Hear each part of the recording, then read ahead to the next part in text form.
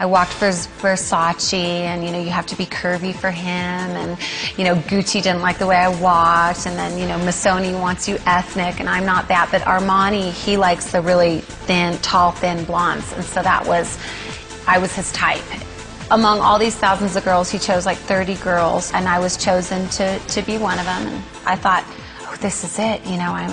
I'm going to do the runway, and I'm going to be on the stage, and this is the top of the top. This is Giorgio Armani, this is Milan. It seemed like a dream come true, but becoming a top fashion model wasn't what Jennifer Strickland thought it would be. The glamour didn't satisfy, the position didn't satisfy, the magazines didn't satisfy, the runway didn't satisfy, now the money didn't satisfy, and it was just, I was actually just emptier and emptier and emptier.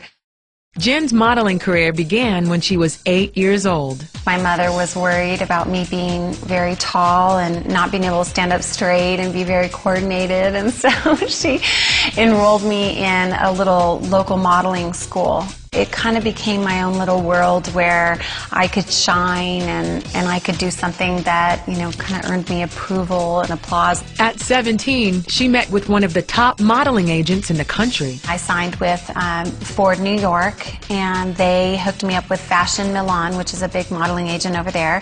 Jen graced runways and magazine covers, even appearing in TV commercials. Offers poured into her agency.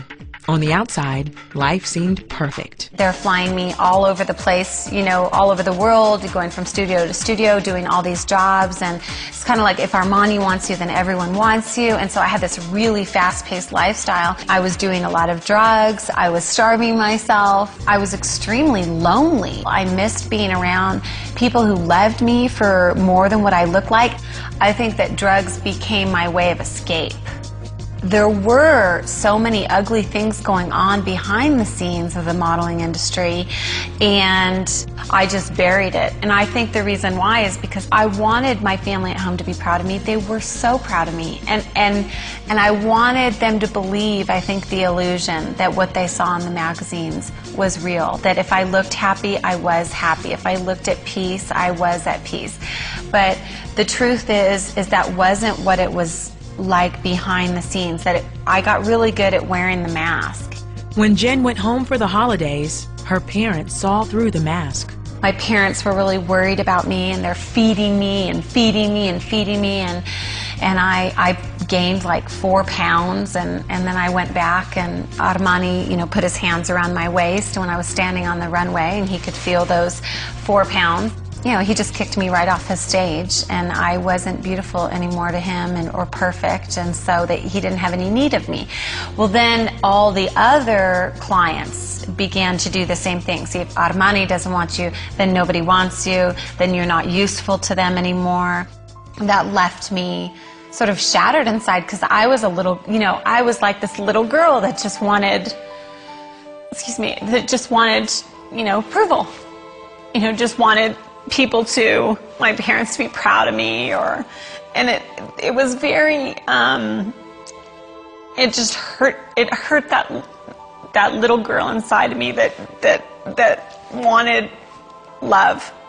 Confused and depressed, Jen began looking for work in Germany. I would sleep really long hours and drink too much and smoke too much, and I attempted to kill myself. I tried to do it, and then I thought of the people that, at home who did love me, and so I didn't do it. That's when Jen's life began to turn around. An evangelist on the street handed her a Bible. I sat down and began to read it, and I remember it talking about the wide and the narrow road, and it was like the narrow road is hard and few find it, but it leads to life. And then there's the wide road, and everybody finds it, but it leads to destruction. And I remember knowing, like, I read that and I thought, I am on the wide road. Like, I knew I was on the wide road, but I didn't really know how to get off the wide road, because it was the only road I ever knew. This is the first time I had ever read the gospel message, really, in my life. I had no idea what Christ had done for me on the cross. I had no idea what the Holy Spirit was. I had no idea who Jesus was. I knew nothing. Then, on her way to a job, a conversation with a stranger changed Jen's course. and led her to discover what she was always longing for. You could see my little mini skirt, my portfolio and everything. He goes, "Oh no, my dear, you are not modeling here, are you?" And I said, "Well, yeah, I am." And he says, "My dear, you cannot sell your face. You cannot sell beauty. Turn around now, go back the way you came. Go home." And I was like, okay. And so I just turned around. Because honestly, no one in my life had ever said to me, "You can't put a price on beauty. You can't sell your face. You can't sell beauty." All my life I was told I could. I was told I should.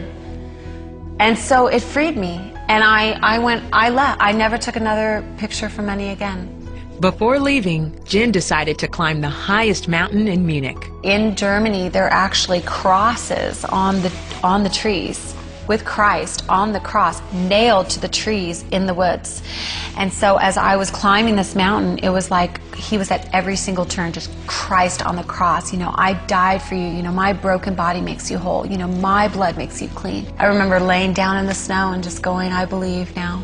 I believe in you. I know you see me." Because I think I felt like no one saw me.